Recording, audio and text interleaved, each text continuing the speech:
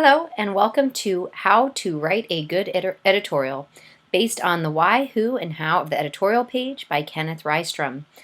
This is the Digital Journalism and Public Relations Department at Moorpark College, and my name is Professor Kelsey Stewart. It is a common mistake to believe that columns and editorials, unlike news stories, do not need to be thoughtful and measured. In truth, writing a column or editorial takes more reporting, not less.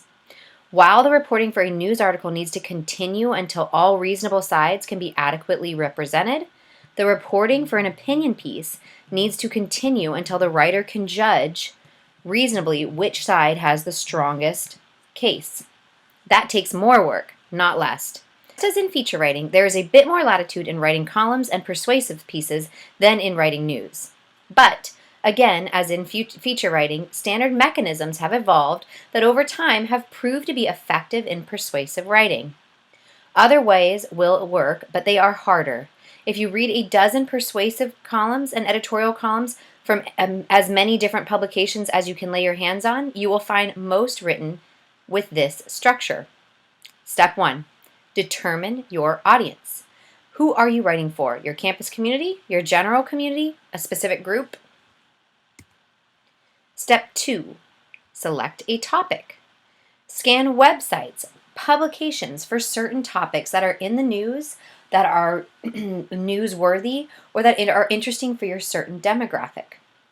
Discuss it with other writers. Can an editorial help the public understand an issue?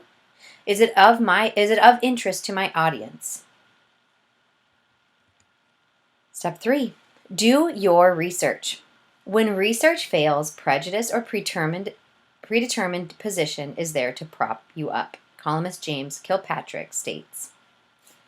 Do the research and reporting. Writing for publication is designed to impart knowledge. Even rants should be reported. And you support your opinion piece with facts from research and cited sources, with interviews with named experts, and with your own observations. Step 4, determine the purpose. Do you want to persuade, urge to action, encourage dialogue or thought, praise, scold, or condemn? Or write an open letter to a person or a group stating your thoughts on their job, performance, or course of action. Step 5, decide the tone. Are you mad as hell, outraged, saddened, or despairing? Should you evoke emotion?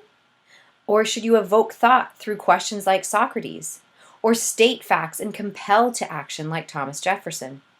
A simple, well-reasoned argument that considers both sides taking a stand for one? You decide. Step 6, decide on the format. We have one-sided arguments.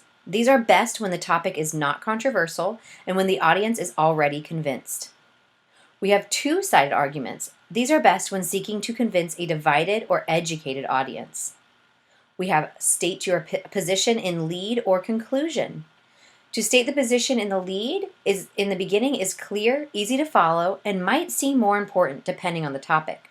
To state your position in the conclusion or the end seems more logical for a reader and might stay with the reader longer. You decide how you write it.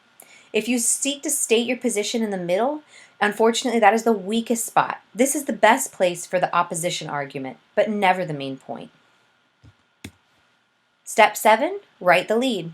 A one-sided lead, you clearly state your position early and then you support it. For a two-sided lead, you briefly describe the problem you are writing about. Some require background first. Retain reader interest and state your position.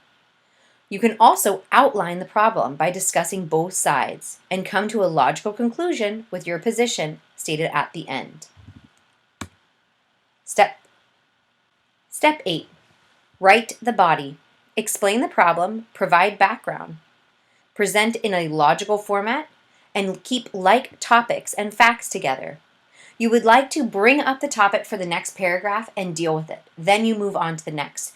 Make sure that your reader is constantly engaged and that you are clear in your writing.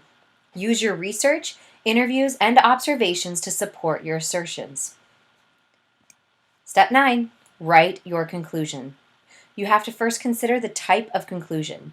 Are you urging to action your readers? Are you approving of what has been done, said, or proposed? Or are you disapproving of what has been done, said, or proposed? Conclude righteously. Round everything up and make sure that your conclusion sticks out. Take consolation.